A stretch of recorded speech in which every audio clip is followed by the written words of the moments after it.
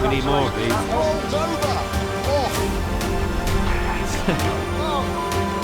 Big off there.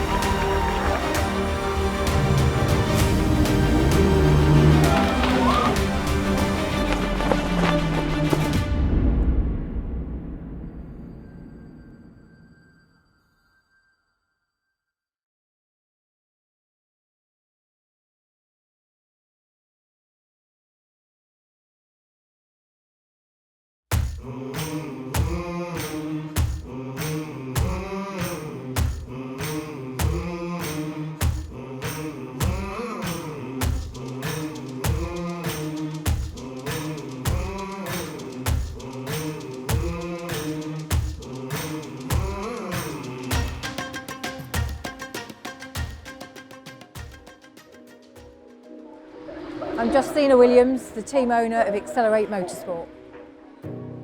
So I started racing in the Cooper class in 2010 and pleased to say I got about 14 podiums over that year. So at that time we took the plunge and decided to purchase a mini challenge. So previously me and my husband had been running the team together, but when that happened we decided that he would be the promoter for the mini challenge and then I would run the team's Accelerate Motorsport, and I have done so since.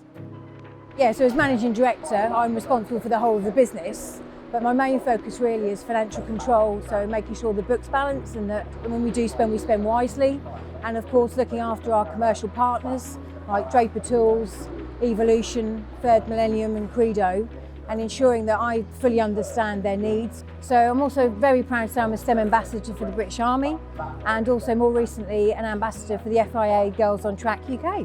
So, busy lady.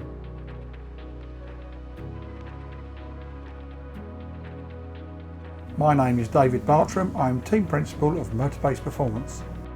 I'm team boss ultimately, but I'm also chief bottle washer and whatever else. So as far as MOTORBASE works, part of our versatility is the fact that we work not just in our roles we normally work in. You know, it's a circuit you're perceived as a team boss, but at the workshop I run the workshop. I'm in charge of the staff, I'm in charge of what we do. But you know, the decisions can be ranging from what colour toilet rolls we're going to have to who we're going to have in the car. So there are other bigger decisions, and I think inner me is basically a racer. I'm a club racer. I'm a racer at heart. So therefore, I want to go racing. And sometimes business decisions get overruled by my inner racer. If I've done my job right, when I get to the circuit, I haven't got a lot to do because I've got a good crew of people that know what they're doing.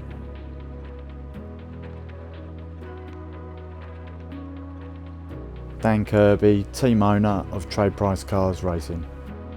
See, there's a number of things that go on to run a BTCC team. It's quite a, you know, it's not all glamorous, to be honest with you. You know, getting here on a race weekend, it's great to see it all happen and when the cars actually roll out on track. And obviously we're all here to try and win and, you know, and pick up some silverware, but there's a hell of a lot of stuff that goes on in the background, and yeah, that's the stuff that I pick up. Back to that old, you know, sell cars during the week and race at the weekends, which is sort of what the BTCC was sort of known for, you know, over the years. But I'll be honest, I put a lot of trust into our engineers and, you know, and the team, because at the end of the day, that's what it's all about. You know, I'm here, you know, for the final decision. We want to just pick up as you know, as many podiums as we can along the way, whether it be Jack Sears. We'd love to have a couple of outright podiums for both drivers, both Bobby Thompson and James Gornall. I believe we've got a fantastic pairing this year. It's going to be tough again. You know, there's some great teams, great drivers out there.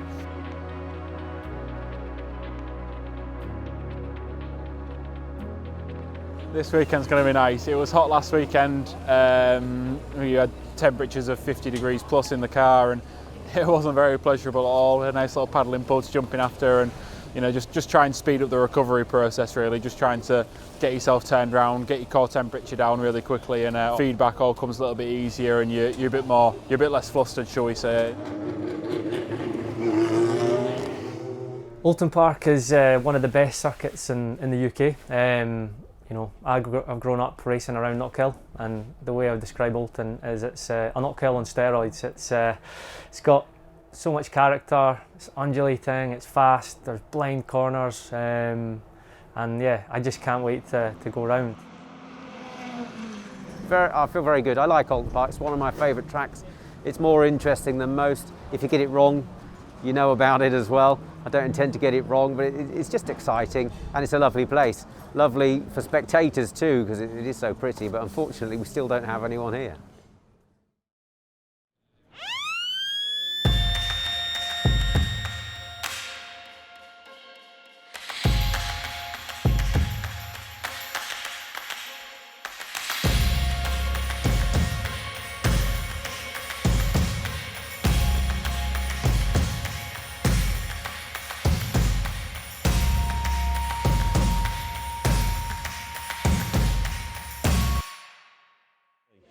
Lights go red, lights out, it's blast off, good start by Turkington.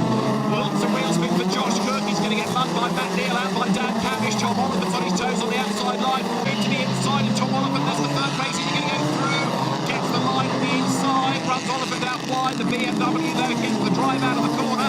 Josh Cook can't quite stay alongside, ready to see driving by Butcher on the inside, goes Josh Cook, he's done it, he's got the lead, unless he runs out wide. Butcher comes back and in they run, coming out of Oulton corner. It is a first victory of the season for Josh Cook, who comes across the line to win after a great drive. Across the finish line in second place in race 1. However, the winner, Cook, Josh Cook, he had a ride height infringement, so his car didn't meet the correct ride height, and he was disqualified. So we inherited the win, and then we finished second on the road to gain more points in race 2. And then it was a P8 in race 3, which was the only dry race of the day. So yeah, we walk away with a lot of points on the board. I think we're now up to P3 in the championship.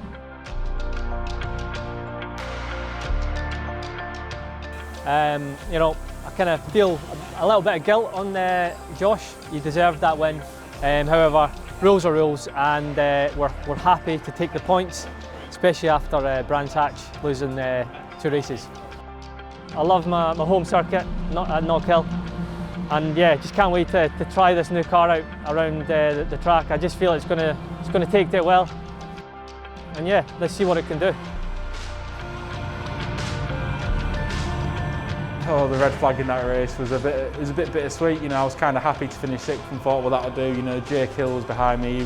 He wouldn't have caught me by the end, and had my hands untied, and off I went, and we had a good result. You know, the car was absolutely mega. I think we had about 3rd or 4th fastest lap, and yeah, move forward. Just that's the main thing. We just need to roll on to Knockhill, which is probably my favourite track on the calendar. So we go there next in high spirits.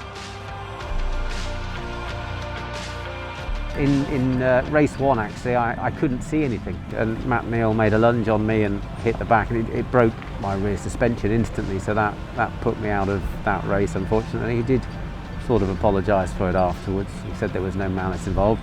And race 3, as I was then trying to make progress back, someone else shoved me wide at Cascades and put me off, and that was a disaster as well. So it's a shame. I like Oulton Park, and I would have liked to have done much better there, but you just get put on the back foot.